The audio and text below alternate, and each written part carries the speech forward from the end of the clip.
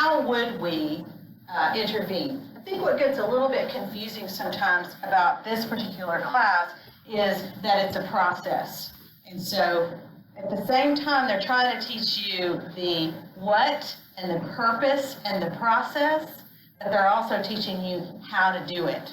So that's where the balance is coming in here. So part of the process is that once you have done these other things, which if you've been following along, you're in that process now, you will then have an intervention, and you're going to have to plan. So you're going to have some ideas about, well, these are the things we think that are happening.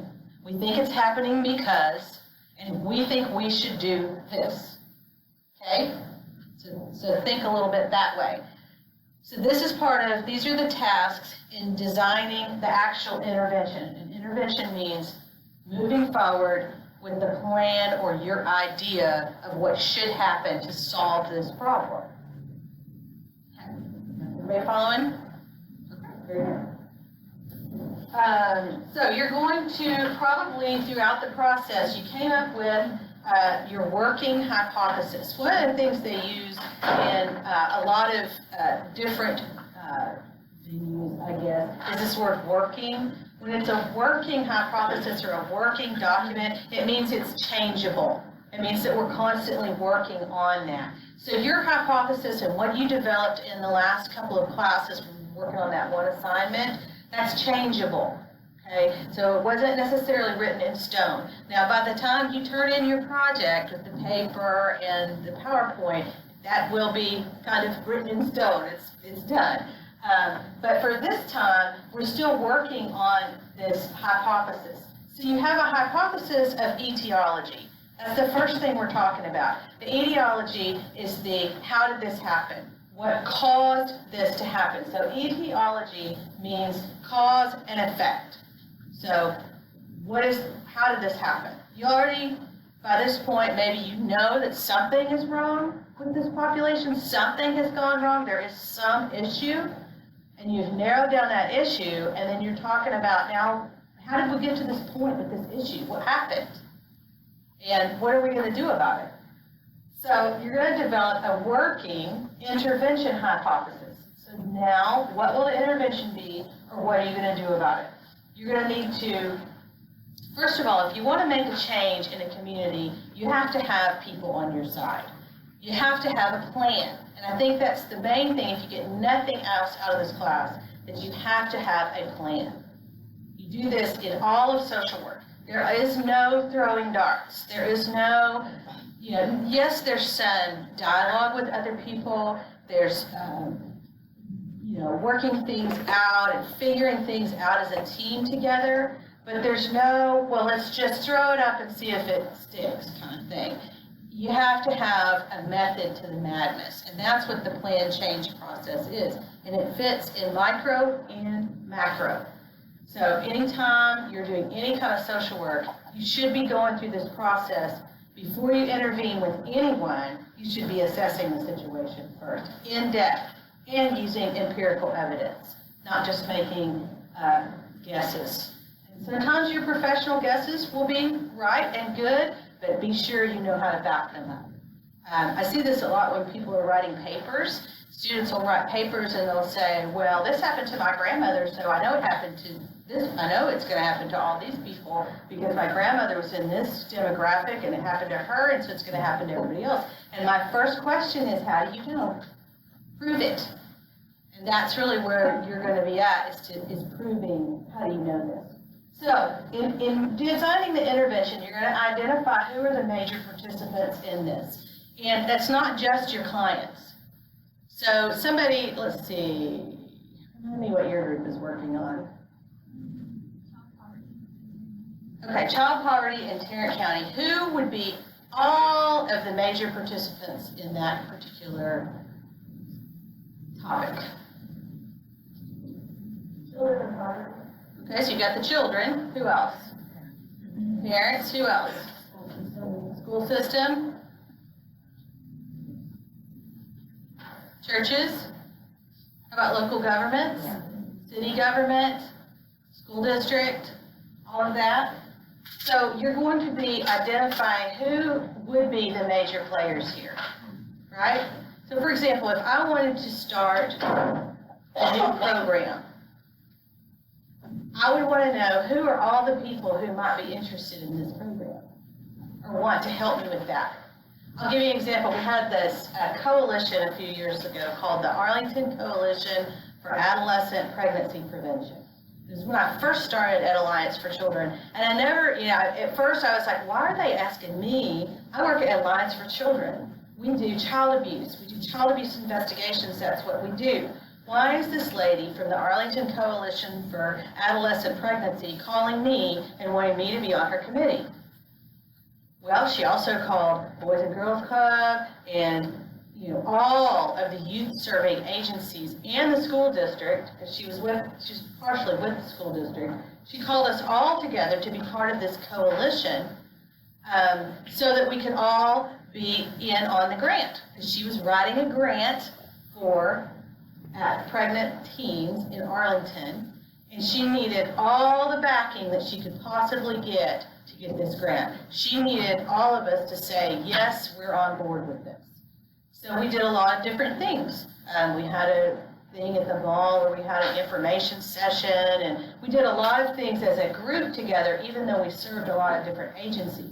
And so that's kind of how this thing comes together when you're talking about community planning, and we saw it on the Saul Alinsky video too. It took a whole village, didn't it, to get those Nehemiah houses going. It took a lot of people coming together and being on the right side to make that happen. One of the things that I noticed too in that video is that the people in need are not always equipped with what they have. So, okay, I have a question. If you have your computer out and you are doing something besides listening to me, or I say this every time, if you are doing something you're not supposed to be doing, just put it up, please. It's very important. I can't tell if you're looking at me, if you're listening to me or not. Okay. One of the things was that the people in need did not have the knowledge that they needed to make the change. And so, but they were educatable. They could be educated, right? And so that's where the professionals came in and said, let us tell you about this planning. Let us tell you about how this works and how to get these Nehemiah homes. And we'll connect you with the people in the community that you need to know, like the mayor and the other people in the city council involved. And then those people were empowered to help themselves. But prior to that, a lot of your clients, they're not going to have a clue how to start on this. That's why you're getting the education so you can help impact that change. And you can help educate them, and then they can be empowered and educate the community about stuff too. So, you're also going to examine the organizational and or community readiness for change. Not everybody is ready for what you're proposing. Not everybody wants this to happen, and you have to be knowledgeable about who is on what side of this thing.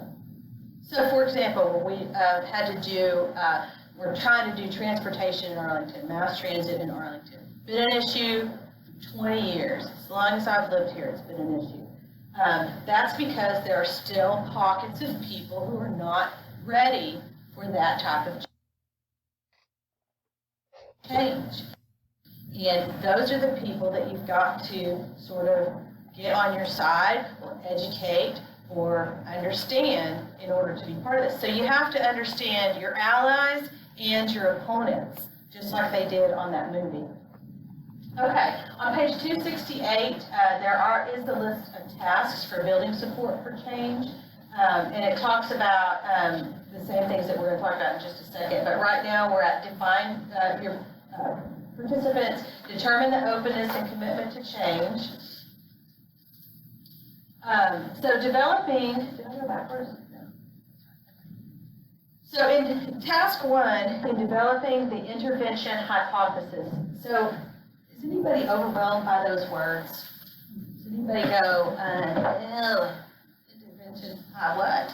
You know, it kind of sounds like we're going to have to do like geometry or those things that we've seen on the board every day, that physics stuff and all. It does sound like that. And so just try to wrap your mind around the idea that a hypothesis is is an idea. It's a thought. This is what we think about this. This is our idea about this. So your intervention idea, in the early phases of the problem identification, you're going to meet people who are already involved in the change effort. You may meet people who say, been there, done that. I can't tell you how many committees I've been on where we tried to affect change and somebody said, oh, we've done that before, and it'll never work. It'll never work. So you're going to have those kinds of people there, and you've got to be prepared for that. You may have your clients who are already frustrated with the system, and they're like, it's so messed up, there is just nothing we're going to be able to do about it. So those are the factors that you have to look at is what kind of support you're going to get, and you may have to bring those people on board first before you can make the big change. A well-informed professional approach to macro-level change requires the foregoing task associated with problem identification, which means you have to understand the problem and the people before you can move forward. So what are the factors that you gleaned from the population analysis, the problem analysis, and the arena to help you understand the cause-effect relationships? I've said that 4 or 5 times now in the last 20 minutes. So if you're not getting it, you're going to need to read the book, because that's what we're talking about here. But what is the information that you're getting, and what of those factors that you're getting are showing a cause-effect relationship? There could be lots of them. What themes seem to best fit with the current situation, and what are the professionals and data, or what are they saying about the cause of the issue? That's very, very important, because you can miss a whole lot of information if you miss that one guy or gal who is like, I call him the guru of that, of whatever it is. Whatever the topic is, the poverty, or the teenagers, or the elderly, or the people in college, whatever the topic is, what are the professionals saying about it? And I guarantee you, there are professionals saying about it. There's no brand new idea here. So if you can't find it, Google it. Just Google it in 100 different ways.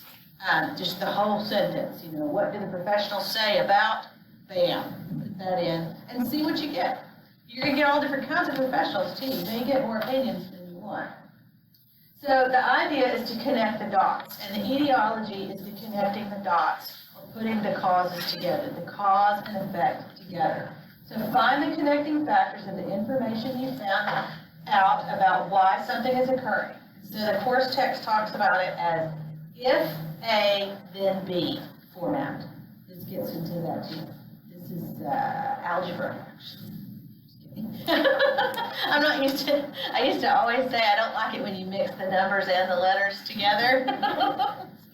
Throws me way off, but y'all understand that because you're going to be social workers, and so you kind of get me on that. And I'll give you an example of this in just a minute.